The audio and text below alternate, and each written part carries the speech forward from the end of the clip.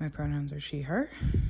Today is Sunday, March 8th, I think. And I just thought that I would show you my survivor stitching because, y'all, I feel like I haven't done anything in March. But I just finished doing the first 2 weeks of survivor stitching. And I wanted to show you. So this is Acorns and Friends, and so all the green that you see is new. And then I also worked in, let's see. So the first thing I did actually was this bird wasn't finished, and actually that bird wasn't finished either. So the black in the birds is done, the empty spots is for gray. And then I did all that green, and then I decided that what I need to do is I actually need to finish all the stitches that are above the raccoon's head so that I can move this Q-snap, because there's actually a lot more green down here, and even where I was working, it was just way too close to the Q-snap. So I went and got one of the browns for the trees and started filling in these tree stitches. I should have done the one that actually goes in these holes because that's higher up, but I couldn't find that in the bag. I found a different brown, so I went with that. So that's kind of my next goal, but it's this brown here that's at the very bottom of the tree. I worked it up and across here, and then same with over here. I think the brown started in this limb and went down. There's not too much more of that brown, actually. There's a little patch of it down here, and then it's just in acorns that are in the hoops that the animals are stitching. But this got 500 stitches from, this is the whip that I have assigned to the Orange Tribe, and they have lost both weeks. So they voted somebody out in week 1, and they voted somebody out in week 2. So this got 500 stitches. So yeah, and we're coming along. Y'all, these trees are so hard. These trees are actually so hard. There's a screw up in this tree. The tree branch, the crow's tail should not be touching the tree branch, but I was like, I can't. I'm not fixing it. So it's fine. It's fine. We're all fine here. But these trees are so hard. They're so hard. But yeah, so like I said, that's my plan right now, is I'm gonna do all the stitches that are above the raccoon's head so that I can then move the Q-snap down, because there's a huge patch of green grass that's actually like straightforward, not hard stitching, that I would love to just like work on, as an easy option to work on. But it's all below this green stuff, so. And also, because even though we've only had 2 weeks of the show, there's been 3 players that have left because there was a medical evacuation in the first episode. And they were from the Purple Tribe. And this is my whip for the Purple Tribe. This is Move Forward by Modern Folk Embroidery. And what I did was all the green that's in this corner right here, I did all that, which basically was until I ran out of my strand, and then I could not face doing any more green, and so I decided to start the blue over here in the, oh, that's my needle. I was like, what is that? Decided to start the blue over here in the center, so I did the blue, and so this got 250 stitches for the purple team's medical evacuation. So 750 stitches into survivor stitching. Took me like 3 days. I have no idea. I'm like, I need to look back on my calendar. What have I even stitched on? Because I just feel like I'm stitching, but I'm not like accomplishing anything. I don't know. So I am probably going to, let's see if I can reach. I had said that I would like to finish the top of my Darling Starlings. So that's kind of where I am right now. I got half of the bird's body done and some of the center part with the pink. Still really would like to finish the top part of this before moving on. I am 3 videos behind on Whip into Shape, so that needs to come into the plan sometime soon. And then honestly, I don't know what else I want to work on. I don't know. It's March, so I should be working on like springy stuff. At least come March 21st, I certainly should work on some springy stuff. I know that Lila's Studios Spring Quaker needs to come out this month, which I'm intimidated by because it's on the 40 count. Other than that, I just don't know. Still feeling a little lost and a little, not sure where to go, what to do. I don't know about, I'm feeling at this moment, I'm feeling a little overwhelmed with the Survivor and the Whip into Shape stitching. And I feel like, man, I've set the bar so low, like the bar is so low on those challenges, but yet I feel like I'm drowning in it a little bit. So we will see. But yes, I do think I'll get back to this. Try to finish this top off. It's kind of absurd that I started this. I think I started it like February 23rd, and here we are March 8th, and I'm not done with it yet. Or not done, but done with where I wanted to get to. But yeah, so I guess I will work on this. Hopefully the next time you see me, it'll be with a finish for now on this piece. Hopefully. But yeah, so that's it for now. Bye. Hey everyone. Today is Wednesday, March 11th, and I'm done, y'all. I know when I last spoke to you, I said I was going to finish the top. I did not quite finish the top. There are 6 berries that need to be put in, but I cannot anymore. I'm done. So I'm going to put this away. I mean, if we're being real, probably till next February, which is really unfortunate. There's only 713 stitches left. After those 6 berries up top, there's just an alphabet and a set of numbers and a crown. But, it's interesting. Ever since I started tracking my stitching, I feel like I've learned a lot about like what my brain, likes and doesn't like. Because at first I was like, oh, I can work on something for about a week. Or I can work on something for like a certain number of stitches. But I also seem to have, so like this is 1,326 stitches, right? But I started it at the end of February. Like there was still almost a week left in February when I started it, and now it's March 11th, so it's taken me, 2 weeks, over 2 weeks to get this far, because I've been doing, the Survivor stitching, and I know I did some Whip into Shape stitching too.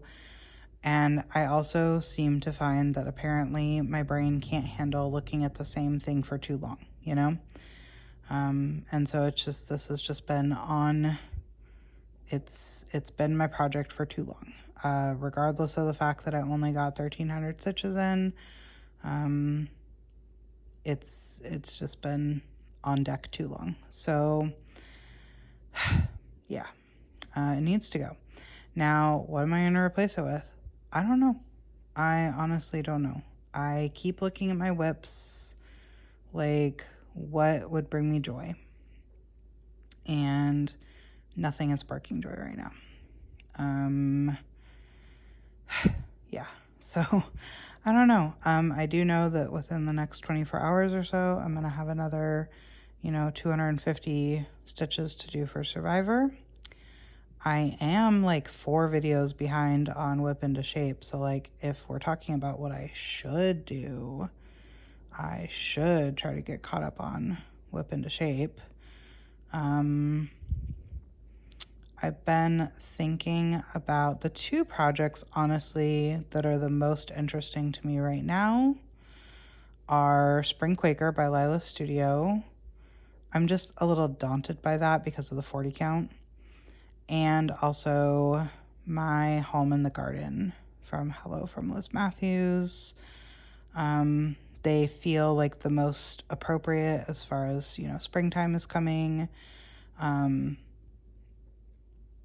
But the only reason my Home in the Garden daunts me a little bit is because I put that on an 8x14 Q-snap. This is an 8x11 Q-snap.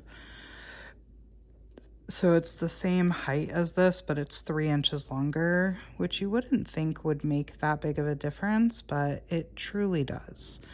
And the reason why that's a little daunting to me right now is because my left wrist, which my left hand is what holds my Q-snap, is in a little bit of a flare-up right now. In fact, I didn't stitch one day just because it hurt too bad to not even just hold anything, but like, because sometimes what I'll do, not with this hand obviously, because this is my right hand, but like sometimes I won't like hold the Q-snap like this. I'll just like rest it against my body and just kind of support it up here with my hand. But even that hurt. So I was like, I'm just not going to pick up the stitching today. It hurts too bad. Thankfully I'm coming out of it now. It's been like 3 days and I've had to take ibuprofen all 3 days. And I'm not really a person who takes much of anything really. But I especially try to avoid ibuprofen because I know how bad it is on your kidneys. But I was like, sometimes you got to do it. So, like I said, Spring Quaker daunts me because 40 count. My Home in the Garden daunts me because of the frame. I could put it on, the 8x11 and then just focus on, whatever side is predominantly in the frame.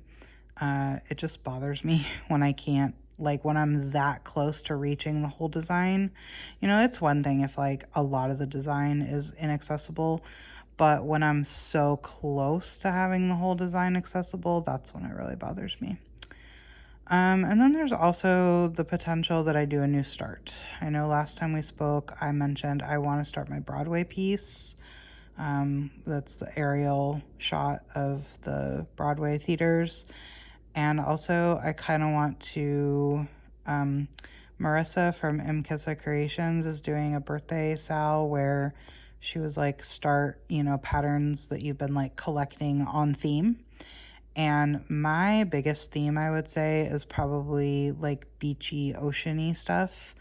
But I picked specifically, because I have a bunch that are ocean or beach themed, but I specifically picked a bunch that were kind of like, so I'm calling it the Beach is in My Heart collection. And I named it that after the piece that I already did fully finished, that says that the beach is in my heart. I stitched that last year. And so these all kind of reference like my desire to be at the beach or how like it is soothing, calming, etc. Or just like mentions being the beachy stuff of like sandy toes, salty air, whatever. And there's so I picked the graphic that she provided had 5 spots. And so I picked 5 that really fit that vibe very well. And there's a couple one specifically is a hands-on design. Actually 2 were hands-on design. But the one I'm thinking of specifically is so blocky that I think that would be really satisfying. So I'm not going to lie, I am thinking about starting that. Because maybe, like, I don't know, maybe I just need some, like, good blocky stitching in my life. I know I was very happy when when I was working on the Move Forward for Survivor, and I did that blocky stitching in the central motif medallion. That did make me happy. So I don't know, y'all. I don't know. I think it's the state of the world. I do think it's the state of the world. And it's crazy. Like, I have so much to look forward to. I mean, I am going to New York in less than 4 weeks. After New York, I have the Acorns and Threads Beach Retreat. After that, I have Stitch North. Before I even go to New York, I'm seeing, let's see, this week. Oh yeah, actually tomorrow, Thursday, I'm going to see Supreme Court Justice Ketanji Brown speak. Super excited for that. I am seeing The Notebook, the musical, on stage this weekend. Also, my husband and I later this month are seeing one of my favorite comedians, Michael McIntyre, as well as we're seeing another, it was like Broadway or off-Broadway show called Avenue Q. When I go to, obviously in New York, I'm seeing a bunch of Broadway. Even when I'm in Canada, I'm going to see Moulin Rouge because it happens to be playing in Toronto while I'm near Toronto, so I couldn't say no to that. And then, of course, now I've got, I think I said, maybe I didn't, I don't even know.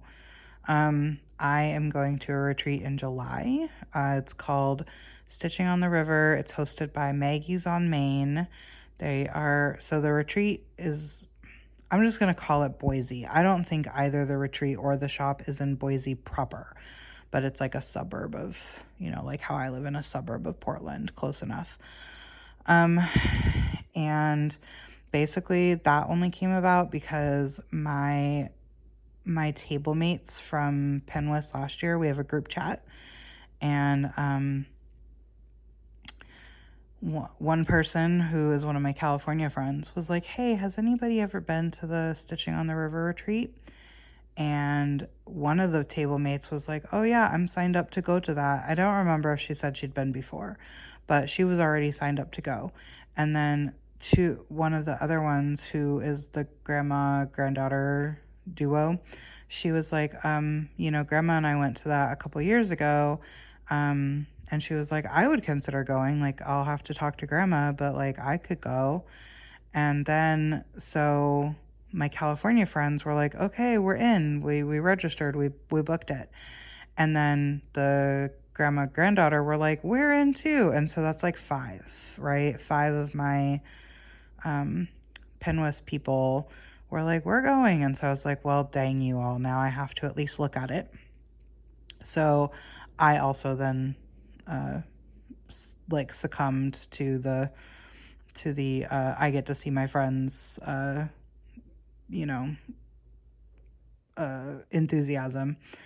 And also then, I know I wouldn't have said this part though, I texted my friend who lives in Minnesota, who she came out to see me last year, and she's the one that I stitched that 1/1 capybara and turned it into a necklace.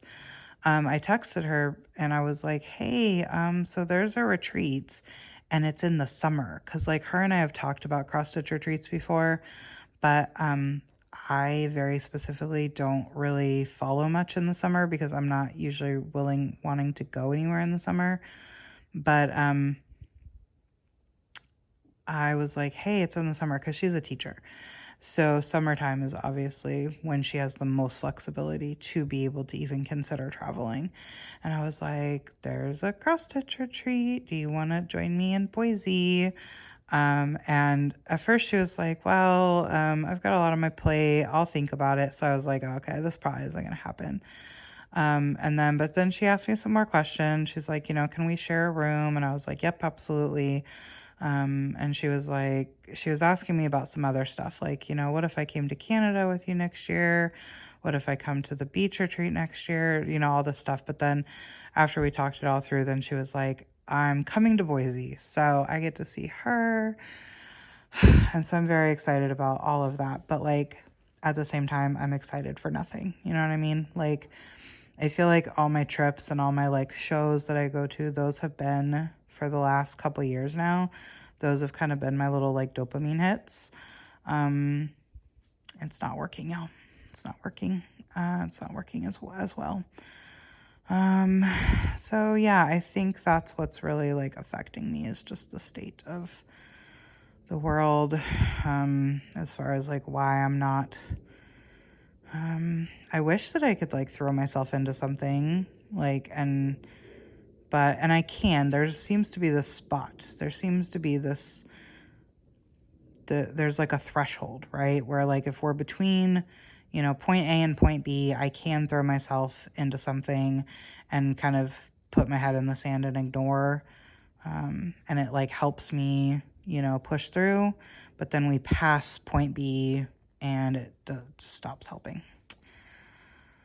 But yeah, so we'll see. We'll see what I get up to. Like I said, I think it's either going to be Spring Quaker, My Home in the Garden, or one of 2 new starts.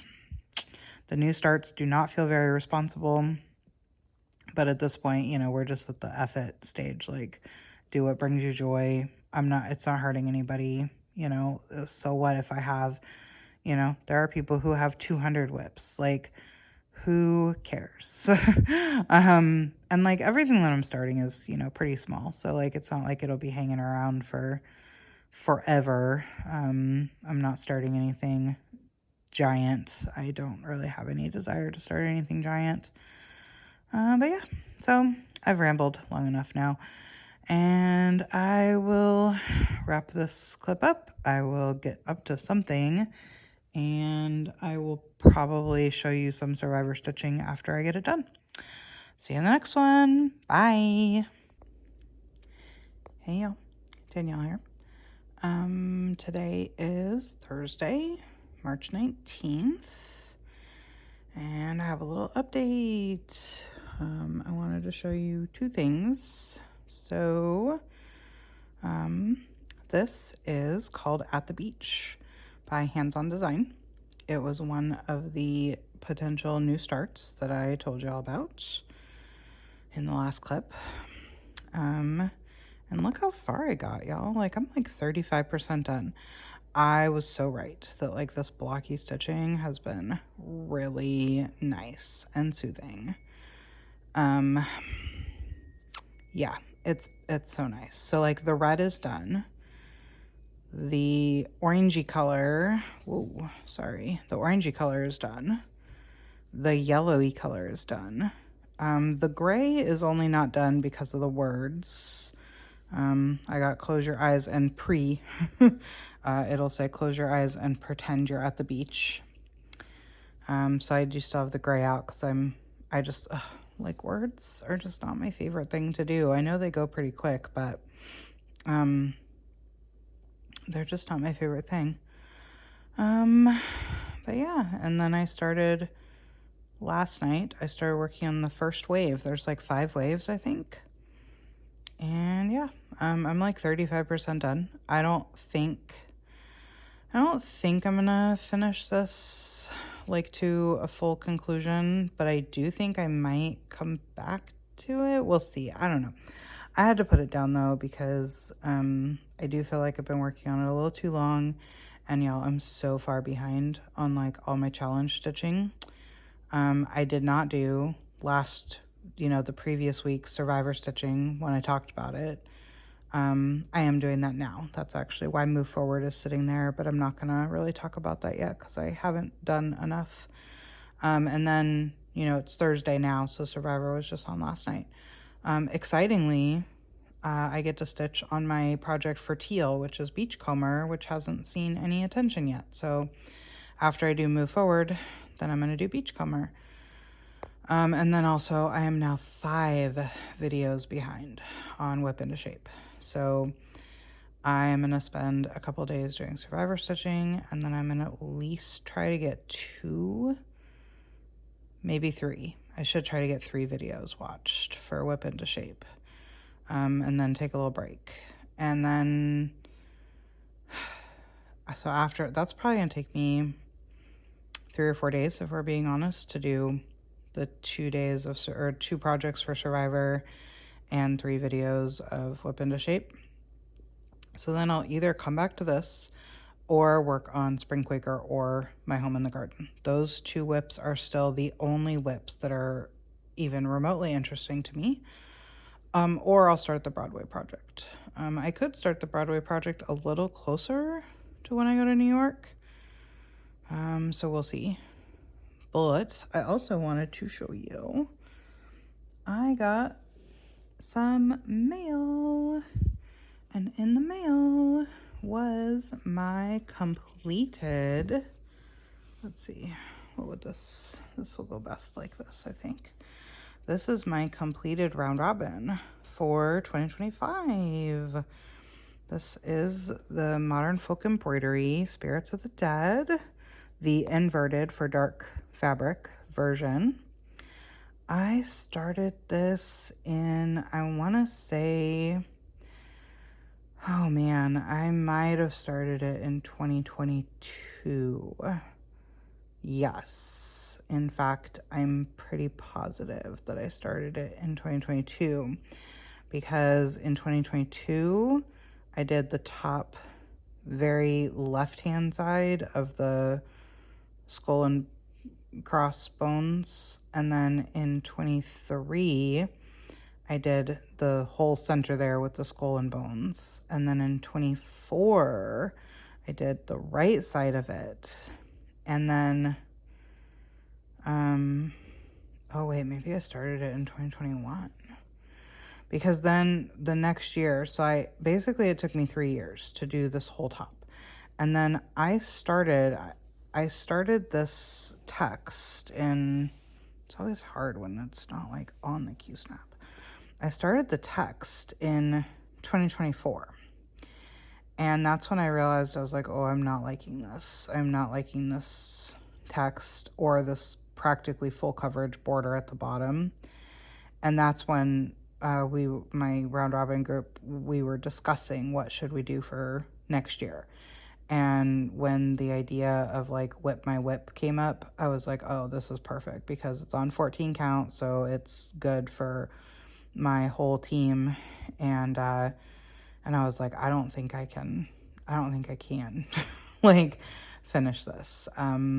So I sent this off, and I had done, so what I stitched out of this is I did the entire top. That was all me. And then I know I did these first 2 lines, and I think I might have had part of the 3rd line of text.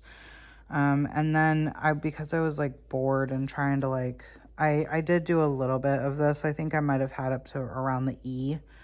So I did that. And then I did like those borders, and yeah. So then I know Megan finished off the rest of the text, and then between Michelle and Mandy, they finished this full coverage border, and then these borders over here. Yeah, so I know that Mandy asked me, was this all supposed to be filled in with black, like, you know, this whole top? And I was like, because of this black right here. And I was like, no. And then Megan thought maybe that I had wanted maybe to fill it in with black and then decided not to.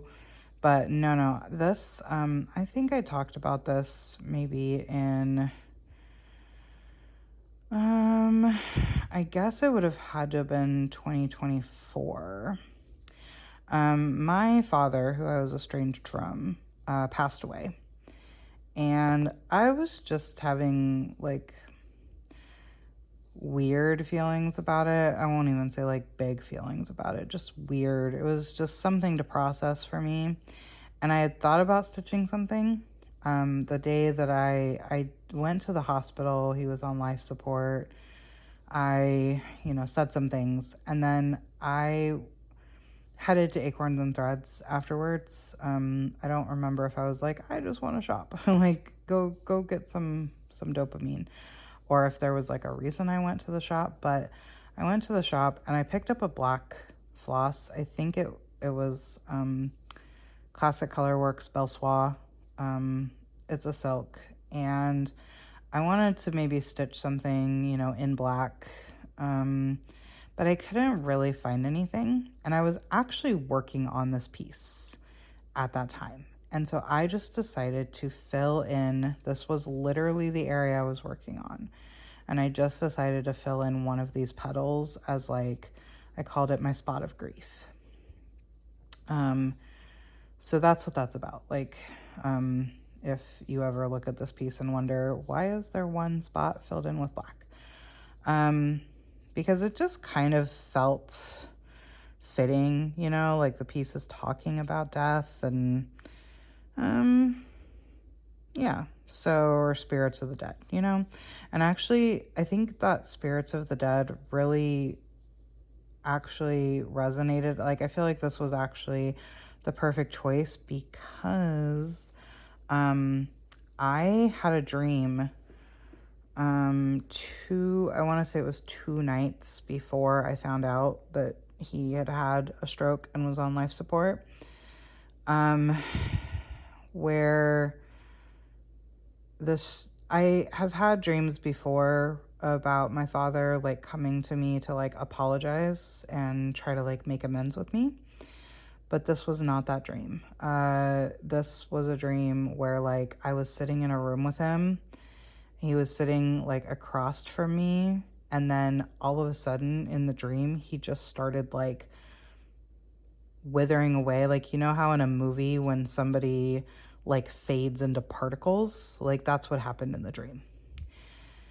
And then 2 days later, I was sitting in a hospital room with him on life support. So, like, I feel like I had a dream that, like, predicted, that, like, warned me of his death. So yeah, I just put that black floss right into this piece. It just felt like I wasn't close to him. I wasn't, you know, close to my mom. Like, those are not people that I felt like I needed to stitch, like, a whole thing for.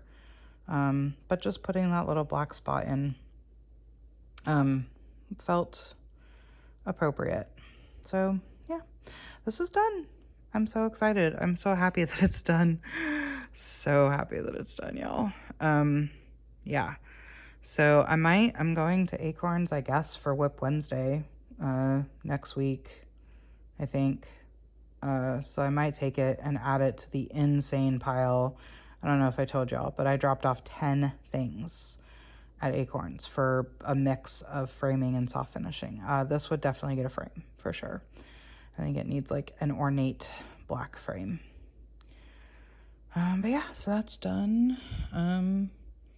Yeah, and now, like I said, I'm working on survivor stitching, and then I should work on a whip into shape. That piece does not excite me. I'm not gonna lie. I do want the finished product, but stitching it does not excite me. And yeah, so I think that's it for, and then actually, just as a little bit of a, like, life update, Miss Piper over there in the dog bed, she had her annual cardiologist appointment yesterday on Wednesday. And so just for, like, the backstory on her cardiology saga. So when we got her as a puppy, we got her when she was only, like, 7 weeks old. And we took her to the vet for her, you know, puppy appointment. Let's get our vaccines going, all that stuff. Our vet, who we'd been using that vet, I think, at that point for 3 years. So we're pretty familiar with her. She walks in the room and immediately she's like, "So you know about Cavaliers and their heart conditions, right?" And we were like, no. So Cavaliers have an incident of their rates of getting a heart condition called MVD, which is mitral valve disease, is, like, so insanely high that basically every year of their life, 10% of the population is diagnosed. So by age 1, 10% of Cavaliers have MVD. by age 2, 20% have it, and so on and so on and so on. And so basically, provided your cavalier lives long enough, they will be diagnosed with MVD. And it's a valve disease that causes, the valve like doesn't pump correctly, or doesn't like close all the way, and so blood is then regurgitated into the chambers of the heart, which causes enlargement of the chambers of the heart, and then eventually will cause like fluid to build up, and basically it leads to congestive heart failure. So she was like, you're gonna have to you're gonna have a cardiac dog. So we were like, oh, okay. So when Piper was 4, we have always done biannual exams for her instead of just an annual exam because of that. So when Piper was 4, we were just at one of her routine biannual exams, and the vet was like, it's really, really, really slight. She was like, but I think I hear a heart murmur. And considering, the chances are so high that she does have something wrong with her heart, I think, that you should go ahead and see a cardiologist. So we were like, okay, it's time. So we set up care with a cardiologist, and she had an echocardiogram, and the cardiologist was like, her heart murmur is so slight. Like, she was like, I could barely hear it. So like, kudos to our regular vet for hearing what was most likely like the least amount of detectable heart murmur possible. Like, good job to her.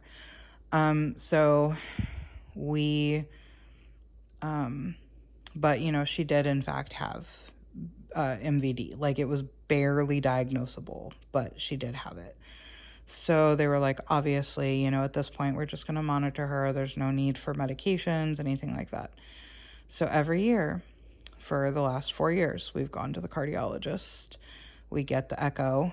And last year, so she was 4 when she was diagnosed. That was in 2022. Actually, yeah, she was still 4. She turned 5 that year. So last year in 2025, when she was 8, the cardiologist was like, okay, she has now just barely, like, the chambers of her heart have enlarged enough that we need to bring medication on board.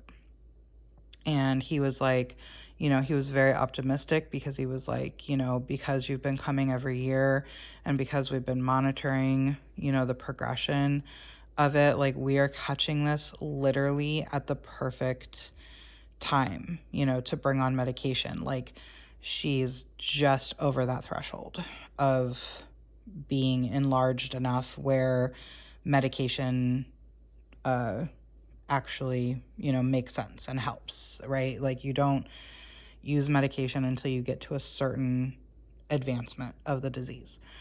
And so he was very optimistic that, like, we caught this at the perfect time to start meds. And he was like, in some dogs, not only does it, it obviously the medication is to slow progression, but he was like, in some dogs, it actually helps decrease the size of the enlargement of the chambers of the heart. And we were like, oh, well, that would be, fantastic.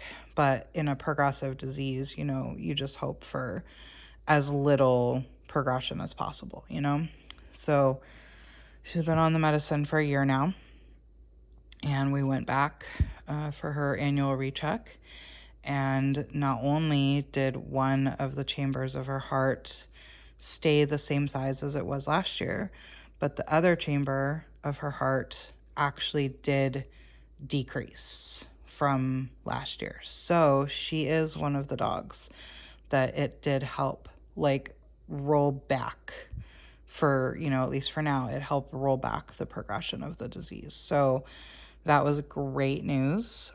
She's going to be 9 this summer, and most Cavaliers live, from what I see on the internet, I don't usually see a Cavalier that's more than 14 years old.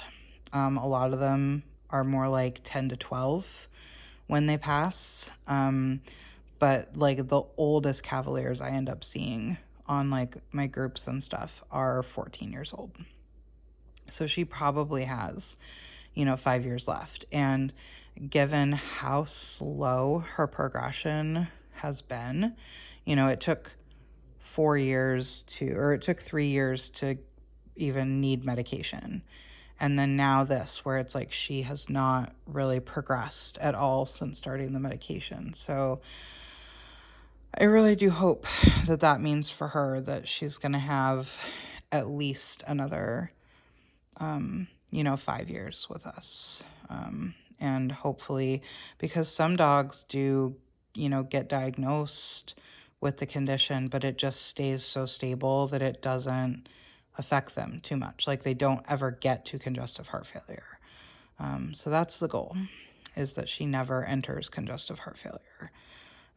So I was very, very happy with the results of her cardiology appointment yesterday. She is probably, I've had, let's see, how many dogs have I had in my life? When I was a kid, I had 3. And as an adult, I've had 3. So I've had 6 dogs in my life. Oh my gosh, y'all, my alarm went off on my phone, scared the bejesus out of me. Anyway, I was saying I've had 6 dogs in my life, and she truly is like she, I think, is my soul dog. So she is my precious baby. But yeah, so I think that is all I have for this clip. It was a very long clip. But yeah, so we will see. I will probably show you my survivor stitching when I get done with it. It'll be 250 stitches over here. And then I've already done 75 of them, so I only need to do another 175. I am thinking I might put the bar even lower for survivor stitching. Either 150 or maybe just a strand, because I do work with long strands. Usually my strands get me like 100 stitches, so I might just be like, hey, I'm going to put a strand into the project, because then that accomplishes a couple of things. It's less stitches for me to do, and also then I don't end up having hanging threads left over. So maybe I'll do that. Maybe instead of doing 250 over here, because I just ended a thread, I will just like pull another thread and do that. And then whatever I get done is what I get done. That might be the play. But I'll show you my survivor stitching when I'm done with it. And then, like I said, I think I'm going to work on to whip into shape, because I'm so far behind. Yeah, so that's it. I've rambled. I will see y'all in the next one. Bye.